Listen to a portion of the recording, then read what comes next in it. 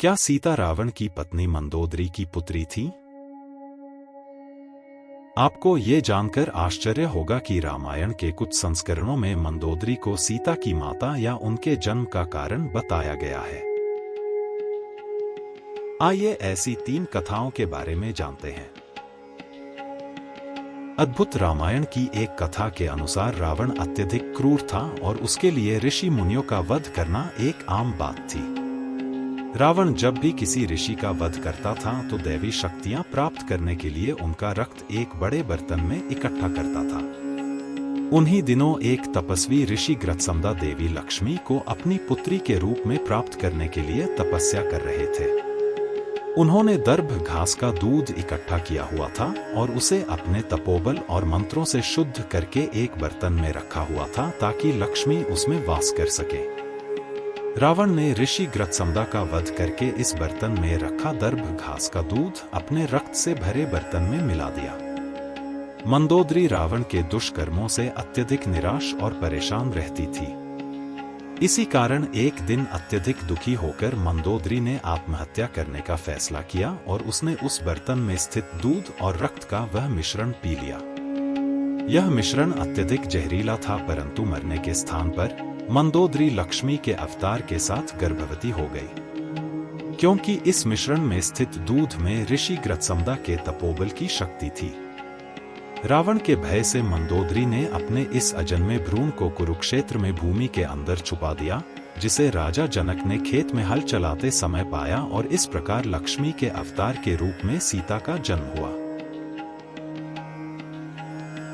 इसी प्रकार देवी भागवत पुराण की एक कथा के अनुसार जब रावण मंदोदरी से विवाह के लिए मंदोदरी के पिता मायसुर के पास जाता है तो वे उसे चेतावनी देते हैं कि उसकी कुंडली में लिखा है कि उसकी पहली संतान ही उसके कुल के विनाश का कारण बनेगी। मायसुर उसे बताते हैं कि अगर वो अमर रहना चाहता है तो उसे अपनी पहली संतान को मार देना चाहिए। विवाह के पश्चात रावण और मंदोदरी की पहली संतान एक कन्या होती है। मंदोदरी रावण को इस कन्या का वध करने से रोक लेती है और उसे इस कन्या को अपने से दूर करने के लिए मना लेती है।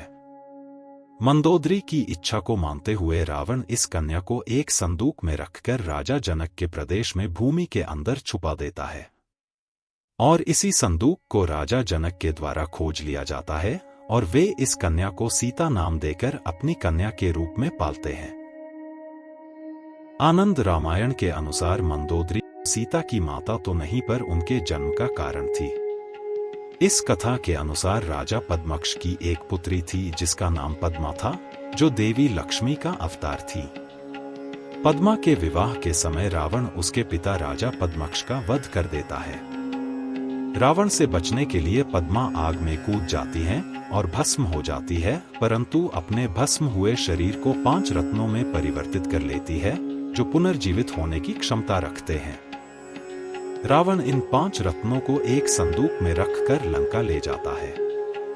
मंदोदरी रावण को इन रत्नों को त्याग देने को कहती है, क्योंकि उसके अनुसार पद्मा अपने पिता के विनाश का कारण बनी और पुनर्जीवित होकर वो उनके दुर्भाग्य का कारण बन सकती है। रावण उस संदूक को अपने तपोबल से सदैव के लिए बंद कर देता है और पद्मा को पुनः जीवित होने से रोक देता है। पद्मा की आत्मा इससे क्रोधित होकर रावण को श्राप देती है कि वह जीवित होकर लंका लौटेगी और उसके विनाश का कारण बनेगी। रावण इस संदूक को राजा जनक के प्रदेश में एक बंजर भूमि के अंदर छुपा देता है। इस संदूक को राजा जनक के द्वारा खोज लिया जाता है और जनक पद्मा को सीता के रूप में पालते हैं। अद्भुत रामायण और देवी भागवत पुराण के साथ साथ जैन रामायण के संस्करण जैसे वासुदेव हिंदी, उत्तर पुराण आदि में भी इस प्रकार की कथाएं कही गई है कि सीता रावण और मंदोदरी की ही बेटी है, और जब यह भविष्यवाणी की गई थी कि वही बेटी रावण और उसके परिवार के अंत का कारण बनेगी, तब मंदोदरी ने उसका त्याग कर दिया था। एशिया के कई देशों जैसे इंडोनेशिया, मलेशिया और थाईलैंड में बोली जाने वाली भाषा मलय में लिखी गई रामायण सेरी राम में भी कहा गया है कि मंदोदरी ही सीता की मां थी और राजा जनक को खेत में हल चलाते समय जो कन्या मिली वो दरअसल मंदोदरी और रावण की पुत्री थी। परंतु वाल्मीकि रामायण में ऐसा कोई वर्णन नहीं है जिसमें मंदोदरी को सीता की मां बताया गया हो। क्या आप भी रामायण की ऐसी कोई कथा जानते हैं जिसमें मंदोदरी को सीता की माता बताया गया है? कमेंट में अवश्य हमें बताएं और हमारे चैनल को सब्सक्राइब करना ना भूलें।